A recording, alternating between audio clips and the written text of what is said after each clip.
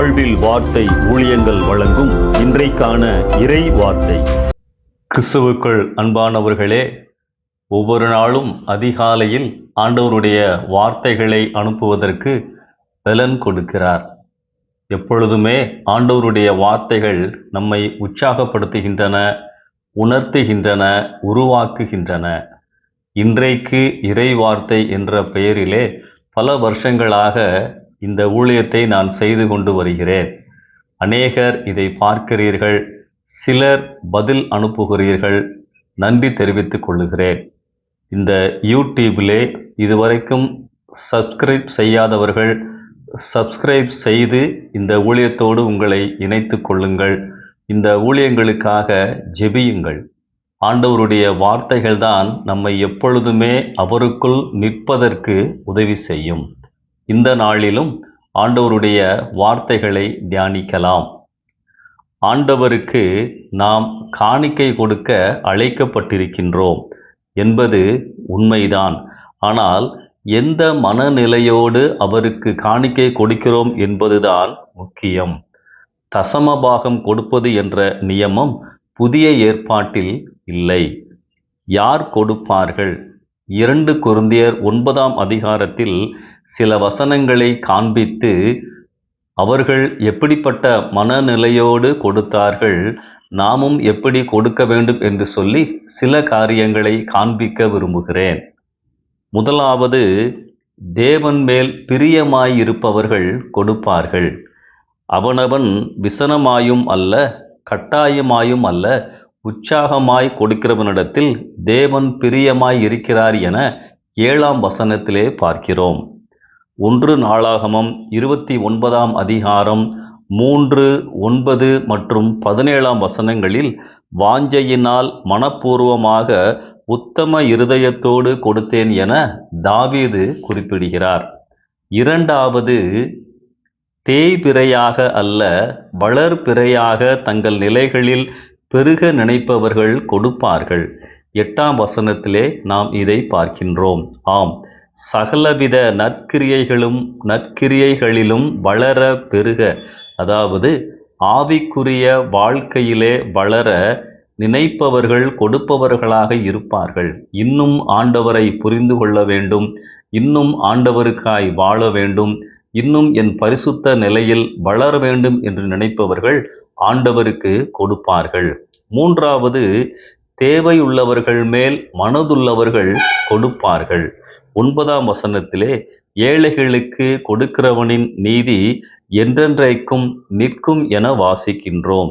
ஆம், தேவையை உணர்பவர்கள் அதன் அடிப்படையில் கொடுப்பார்கள்.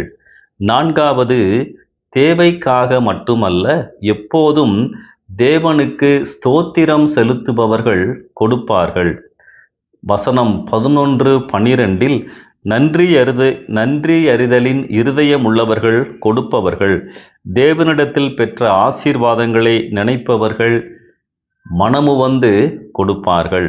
5வது, தேவையில் இருந்தும் தேவ சந்தோஷத்தை அனுபவிப்பவர்கள் கொடுப்பார்கள். 2 கொரிந்தியர் 8ஆம் அதிகாரம் 2ஆம் வசனத்தில் அவர்கள் கொடிய தரித்திரமுடையவர்களாயிருந்தும் தங்கள் பரிபூரண சந்தோஷத்திற்காக உதாரத்துவமாய் கொடுத்தார்கள் என மக்கதோனியா சபைகளை குறித்து நாம் வாசிக்கின்றோம். அன்பானவர்களே, எண்ணிக்கை அல்ல, மனநிலைதான், நோக்கம்தான் முக்கியம். எந்த மனநிலையோடு நாம் ஆண்டவருக்கு காணிக்கை படைக்கிறோம்?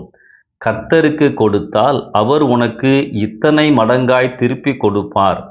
இது வியாபாரம், ஆன்மீக வழி அல்ல. பொருளாதார வளர்ச்சிக்காகவா அல்லது ஆவிக்குரிய நிலையில் வளர்வதற்காகவா? ஆண்டவரே, உம்மை நேசிப்பதால் என்னை, என் நேரத்தை, என் பொருட்களை கொடுக்கிறேன். மார்க்கு 12ஆம் அதிகாரத்தில் இயேசு கிறிஸ்து ஆலயத்திலே அமர்ந்து காணிக்கை போடுகிறவர்களை பார்த்து கொண்டிருக்கிறார். அவர் அங்கே ஒரு ஏழை விதவையின் காணிக்கையை இயேசு பாராட்டுகிறார்.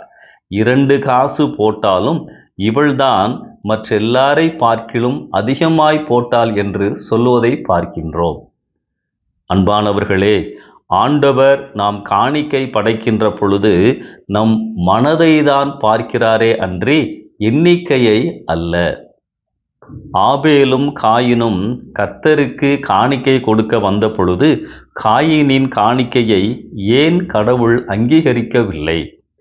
1 யோவான் 3ஆம் அதிகாரம் 12ஆம் வசனத்திலே காயினின் கிரியைகள் பொல்லாதவைகளாய், அதாவது கடவுளுக்கு பிரியமில்லாததாய் இருந்ததால் தானே. காணிக்கை கொடுக்காவிட்டால் சாபம் வரும் என்று போதிப்பதெல்லாம் தவறான உபதேசங்கள். ஊழியரின் போதனைகள் விசுவாசிகளை ஆண்டவரை நேசிக்க வைக்கும் விதமாக, அவருக்கு பிரியமாய் வாழ வைக்கும் விதமாக, கனிதரும் வாழ்வை பெற்றுக்கொள்ள உதவும்படியாய் அமைய வேண்டும். உண்மையாக கடவுளை நேசிப்பவர்கள் மனமுவந்து உற்சாகமாய் தாமாகவே கொடுப்பார்கள். இப்படிப்பட்ட காணிக்கைகளில்தான் கடவுளின் பார்வையில் அங்கீகரிக்கப்படுகின்றன.